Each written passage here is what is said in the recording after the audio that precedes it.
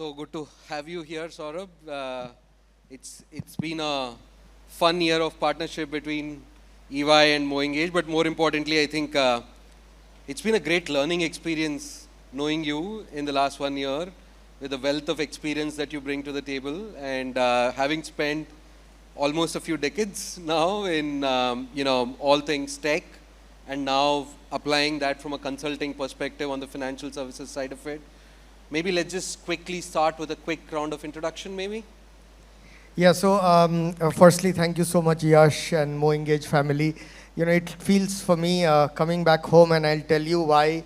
Also a very enriching learning experience, the kind of work MoEngage is doing, and the whole digital innovation in marketing, I think must needed, not only in the country, but for the world. So thank you so much for making me part of the family.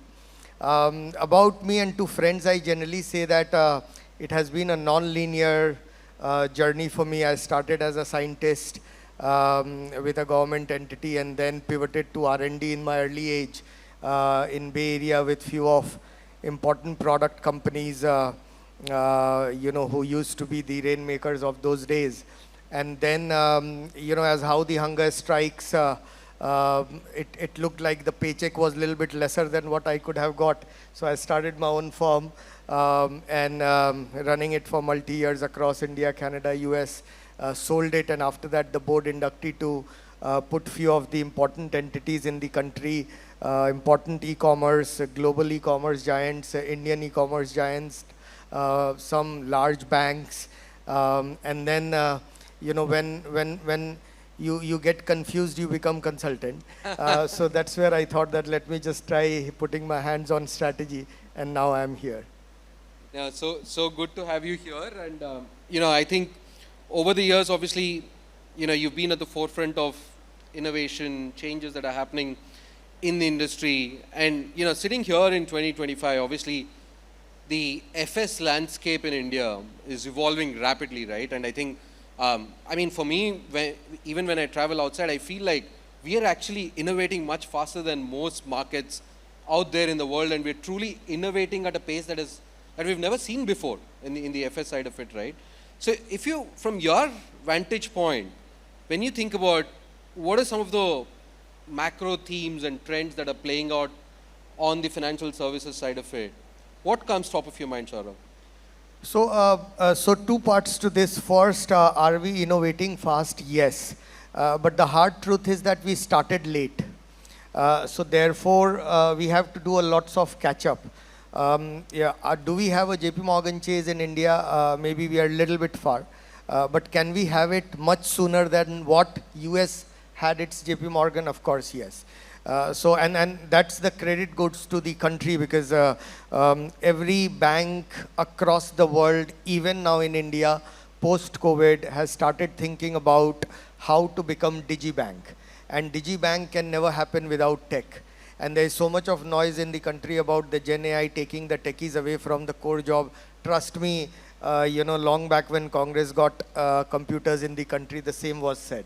So I think we are in good hands, and we have a long way to go. So that is part one. Part two, what is happening in financial services industry is, I think the whole digibank concept. How can we automate more? Second is consumer first. You can see that the banking as an experience, though, as much as whatever we may want to feel today, there's lots of debate that how can we do it better. And third is that how to reach out to consumers faster in the smallest of the TAT and SLA, almost aspirationally near real time.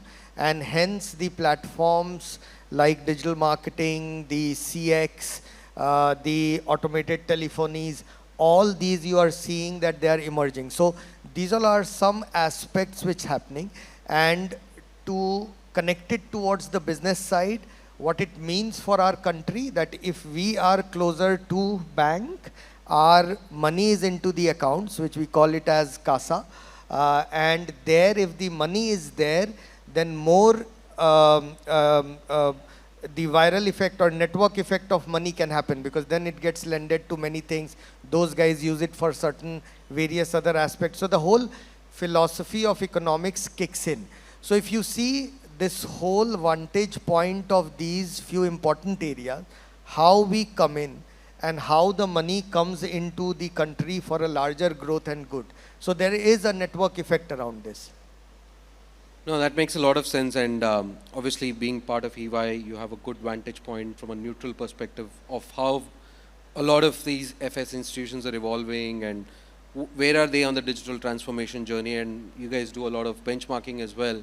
So I want to double click on that topic, right? I think you briefly mentioned about, some of the transformation areas. If you, and there's a lot of FS companies in the room today. When you think about where we are today in terms of the entire digital marketing world and the transformation that has happened, where do you think we are on the path of adopting to, let's say, the modern tech stacks and, the whole evolution away from the so-called legacy systems, if I were to put it that way? Yeah, I think for digital marketing, the internet way of marketing, good news in the room is that we are at a nascent stages of start of the cycle. What it means is that divide the market into three archetypes. The PSUs, the large, and then the nimble fintechs. Nimble fintechs, they have immense horsepower of technology. They have advantage of starting fresh now, hence they can do things rightfully within the ecosystem, and therefore they have enough strength and power to utilize the digital marketing in the right way. Personalization, recommendations, cross-sells, upsells, automated telephony, they reach out to you more than you reach out to them in many of the cases. Social, you can see them pretty much prevalent. So that's the power of digital marketing that's happening.